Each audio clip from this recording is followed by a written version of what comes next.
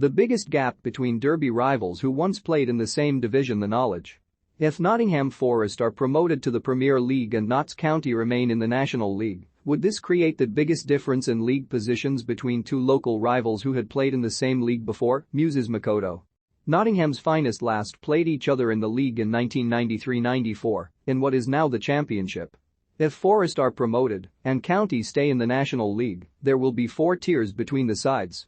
But there is a much quicker example, albeit involving a local rivalry, that isn't quite as intense. Sheffield United and Chesterfield played in League One in 2016-17, writes David Taylor.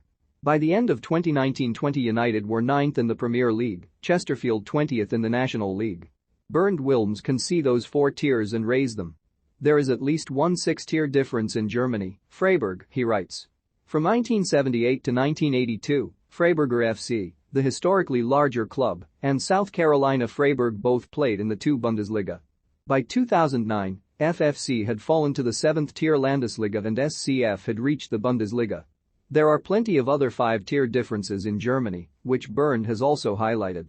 FC Köln and Fortuna Köln, Hertha Berlin and Tennis Borussia, and VfL Bochum and Wattenscheid 09.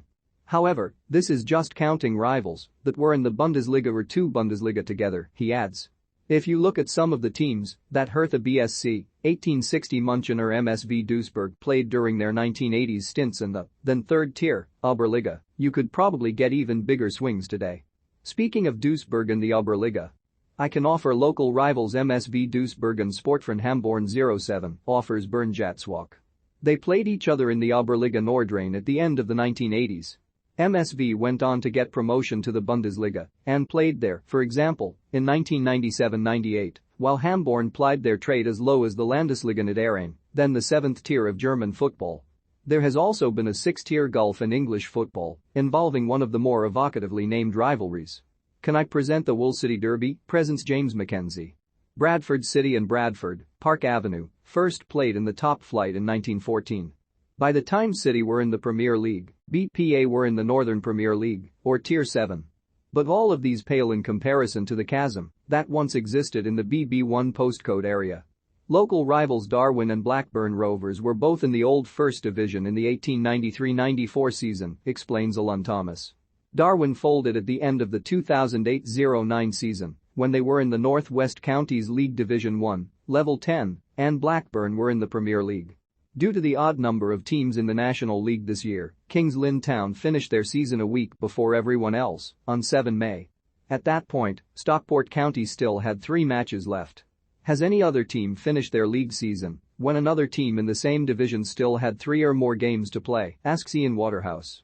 They have indeed, and it involves one of the greater escapes of the pre-Premier League era. In 1984-85, Coventry played 4 games after the scheduled final day and needed to win the last 3 to escape relegation from the old First Division, mails Richard Ascombe. They did so, relegating Norwich, who'd completed their fixtures when Coventry still had 3 to play. It was events like this, and an infamous game between Coventry and Bristol City in 1976-77, that eventually prompted the leagues to play the final matches of the season at the same time. Fixture congestion comes from postponements, which makes certain parts of the world more susceptible than others. The Scottish winter tends to play havoc with Highland League fixtures, leaving a lot of mopping up to do at the end of the season, writes Jen Turner. An extreme example came in 2017-18, when Buckie Thistle, Cloughnacutten, and Inverary Loco Works were the only clubs to finish their campaigns on schedule, at which point Brora Rangers and Fort William each had 5 games in hand. Finally, this is a belting bit of trivia from John Shirley. In 1978-79, Division 3, Mansfield played 5 home games after the season end date of 5 May, writes John. The games were on the 7, 11, 14, 19 and 21 May. 4 clubs finished their fixtures on 5 May. In last week's Knowledge, we looked at extreme examples of lower league teams in huge stadiums and vice versa. And there are plenty more. Wakefield AFC play at the 7,000-capacity Millennium Stadium, home of Featherstone Rovers, writes Kevin Story. They are at level 11 in the Sheffield and Hallamshire League, but look like they'll be promoted. As with this week's first question, Bernd Wilms is on the case. Germany's 3 Liga was a treasure trove for these, and has been for some time, as relatively strict ground licensing regulations meet with relatively poor promoted clubs. This season gave us Turkuku Munchen playing home fixtures at the Olympic Stadium, capacity 60,000, average gate 1,376, lowest gate 388 Wieswick TSV Havels playing home fixtures at the HDI Arena in Hanover, capacity 49,000, average gate 1,136, lowest gate 210 Freiburg 2 playing at the Dreisam Stadion, capacity 24,000, they generally drew over 1,000. When not capacity restricted due to COVID. Christian Schmidt highlights 1 FC Nuremberg, currently in the 2 Bundesliga, who play in the Max Morlock Stadium, which has a capacity of 50,000. In fact, out of the 16 biggest German football stadiums, 5 have teams in the second tier and 2 in the third, writes Christian. And the 17th biggest is Westischen Gladbeck, capacity 37,000. That's bigger than half the current Bundesliga stadiums. Yet it has never had a professional team.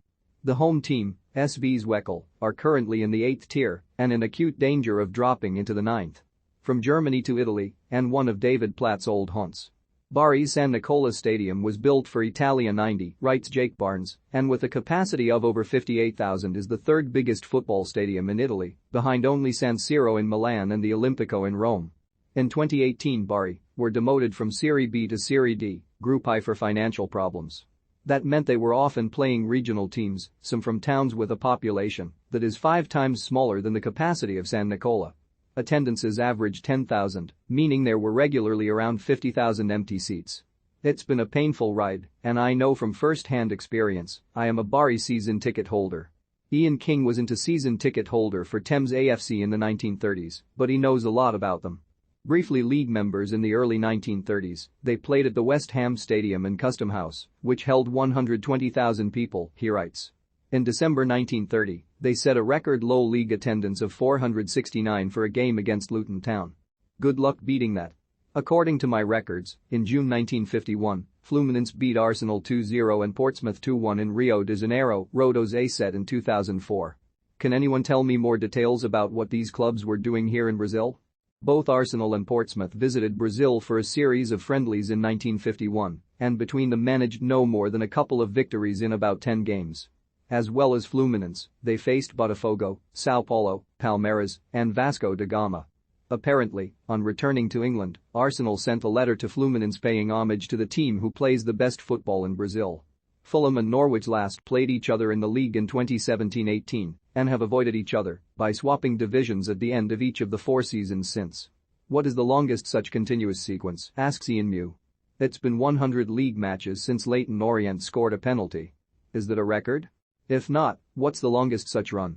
Alexander Mitrovic's goal tally in the championship this season is 43, but I wonder which player has scored most goals overall in football's second tiers, wonders Bogdan Katarlik. I've just seen that Scott Arfield of Rangers has made 100 league appearances for 4 different clubs, Falkirk, Huddersfield, Burnley, Rangers. Is this a record, or has someone done this with 5, ponders Jesse Pajwani. At TheKnowledgeGoo just thinking that Steve Evans at Stevenage has 8/9 of the letters of the football club he manages in his own name. Is this the closest a manager has come to spelling out the club with his own name? Burnley v Aston Villa had 2 English managers facing one another, which is relatively rare in the Premier League these days. But more interesting, they were 2 Scouse managers.